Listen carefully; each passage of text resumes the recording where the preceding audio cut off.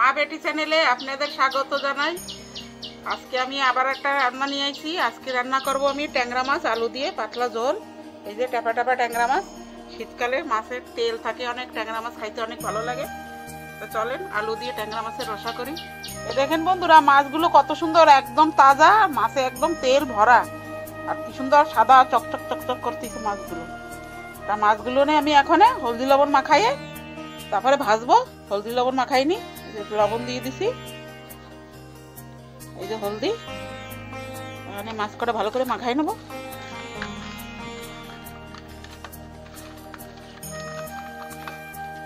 একদম মাছগুলো কি সুন্দর টেপা টেপা মাছ, তাজা একদম, মাছের তেল ভরা। আর এই তেল ভরা মাছ খাইতে অনেক স্বাদ লাগে।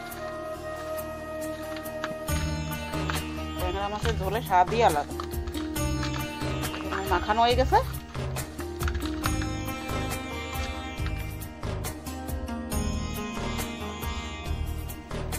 কড়াইটা গরম হয়ে গেছে। কড়াইতে দিয়ে দেবো সরষের তেল মাছ ভাজার জন্য। তেলটা গরম হয়ে গেছে, মাছ দিয়ে দেবো তেলের ভিতরে।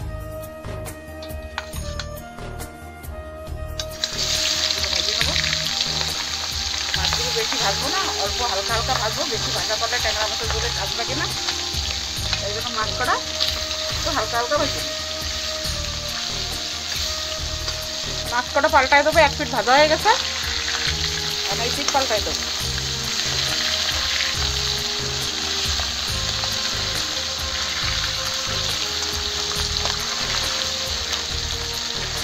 এই পিঠটা একটু ভেজে নেবো।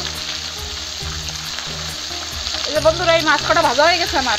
এই যে এরকমই ভাজবো, একটু বেশি ভাজবো না। এখন মাছ কটা আমি নামাই নেবো।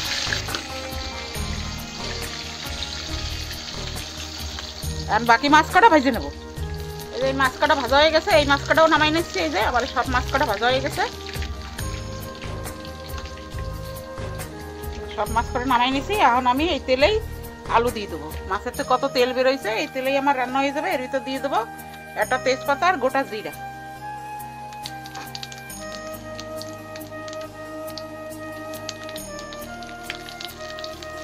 আমি দিয়ে দেবো আলু। এই যে দুটো আলু কেটে নিয়েছি আমি লম্বা লম্বা করে, আলু দিয়ে দেবো।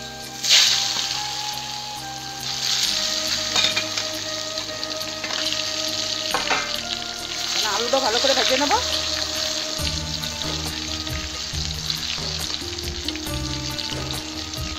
এই যে আমার আলুটা ভাজা হয়ে গেছে লাল লাল করে।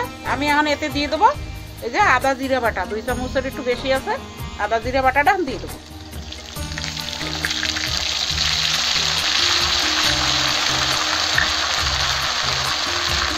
দিয়ে দেবো হলুদ এক চামচ।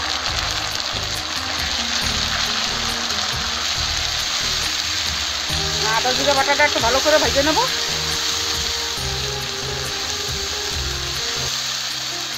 এটা একটু ভালো করে কষাই নি। এই যে আমার আদা জিরাটা ভাজা হয়ে গেছে ভালো করে। আদা জিরা বাটাটা বেশি ভাজবো না, অনেক বেশি ভাজলেই আদা জিরা বাটার স্বাদ চলে যায়, আর খাইতেও ভালো লাগে না। আর একটু কম ভেজে দিলে আদা জিরার বাটার স্বাদটা আসে, আর মাছের ঝোলটা খাইতেও ভালো লাগে। তাজা মাছের ঝোল এরকম রান্নাই ভালো লাগে। এর ভিতর দিয়ে দেবো আমি এখন স্বাদ অনুসারে লবণ, আর একটু দেবো।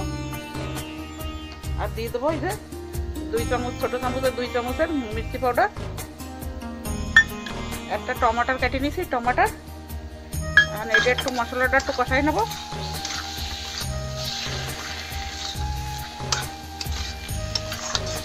এটা অল্প একটু কষাই জল দিয়ে দেবো।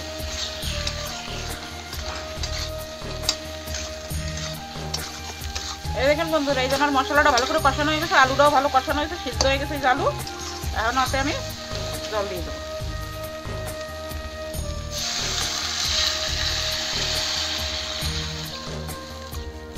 একটু ঝোল দেবো, আর দেবো না ঝোল, কারণ কি আলু সিদ্ধ হয়ে গেছে, বেশি জল লাগবে না। ঝোলটা ভালো করে ফুটে গেলে তারপরে মাছটা দিয়ে দেবো।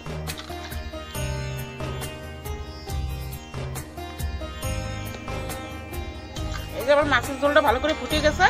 এখন আমি এই মাছ কটা দিয়ে দেবো। এই যে ভাজা মাছ সব দিয়ে দেবো এর ভিতরে। ভাজা মাছ কটা সব দিয়ে দেবো। ভাজা মাছ কটা দিয়ে অল্প একটু ফুটাই নেবো।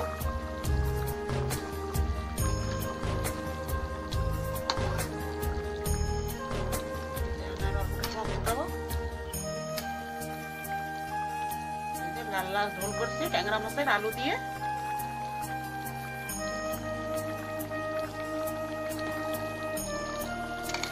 এই যে আমার ট্যাংরা মাছের ঝোল হয়ে গেছে, আমি এতে এখন একটু ধনেপাতা দিয়ে দেবো। ট্যাংরা মাছের ঝোলটা দেখেন কত সুন্দর রান্না হয়েছে। ধনেপাতা দিয়ে দেবো, ধনেপাতা দিয়ে দিলে ট্যাংরা মাছের স্বাদটা একটু 2 গুণা বেড়ে যাবে, খাইতে ভালো লাগবে।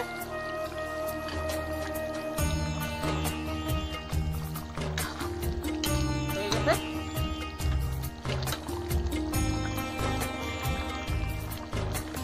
এই দেখেন বন্ধুরা, আমার আলু দিয়ে ট্যাংরা মাছের ঝোল রান্না করা হয়ে গেছে। আর দেখেন কত সুন্দর রান্না হয়েছে, দেখলেই খেতে ইচ্ছে করে। আর আজকে এই ট্যাংরা মাছের ঝোল আর গরম ভাত খাইতে যা লাগবে না। আর এই রান্নাটা আপনারাও করে খাবেন। আপনাকে যদি ভালো লাগে কমেন্ট করবেন, লাইক করবেন, শেয়ার করবেন, সাবস্ক্রাইব করবেন। এরকম পাশে থাকবেন, ভালো থাকবেন, সুস্থ থাকবেন। আর আমি এখানে ভিডিওটা সমাপ্ত করছি।